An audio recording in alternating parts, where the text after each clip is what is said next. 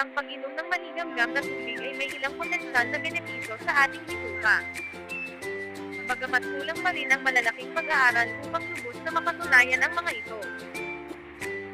Kahit na kulang ang matibay na ebidensya, maraming tao ang nag-uulat ng mga positibong epekto sa pag-inom ng maligamgam na tubig.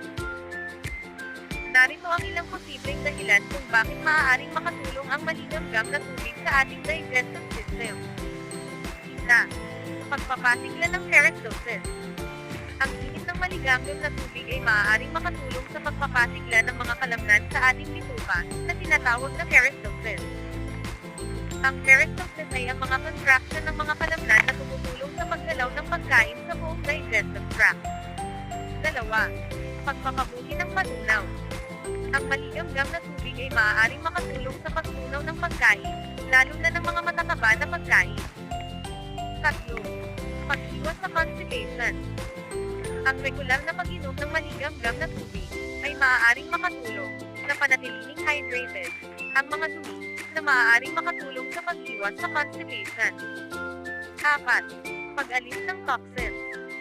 Ang maligamgam na tubig ay maaaring makatulong sa pag-alis ng mga toxins sa katawan sa pamamagitan ng pagpapasigla, ng pagpapawis at pagsusi. 5. Pamparelax ng mga kalamnan. Ang init ng tubig ay maaaring makatulong sa pag-relax ng mga kalamnan, lalo na sa leeg at balikat. Narito ang mga rekomendasyon. 1. Para sa pangkalahatang kalusugan. Umaga.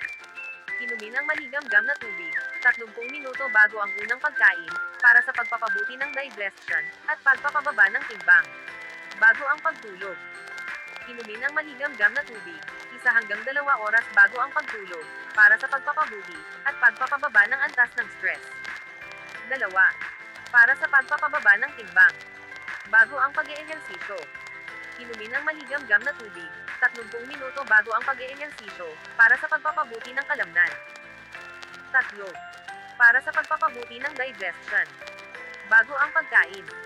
Inumin ang maligamgam na tubig, 30 minuto bago ang pagkain. Pagkatapos ng pagkain.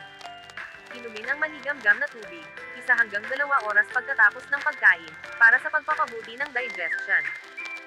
Para sa pagpapababa ng antas ng asukal sa dugo. 1. Umaga. Inumin ang maligamgam na tubig, 30 minuto bago ang unang pagkain. Bago ang pagtulog, inumin ang maligamgam na tubig 1 hanggang 2 oras bago ang pagtulog. Importante tandaan, kulang pa rin ang malalaking pag-aaral na paniniwala na nakakabuti ang pag-inom ng maligamgam na tubig. Ang pag-inom ng maligamgam na tubig ay maaaring maging bahagi ng isang malusog na pamumuhay, ngunit hindi ito maging solusyon para sa mga mahalagang kumonsulta sa isang profesional sa kalusugan.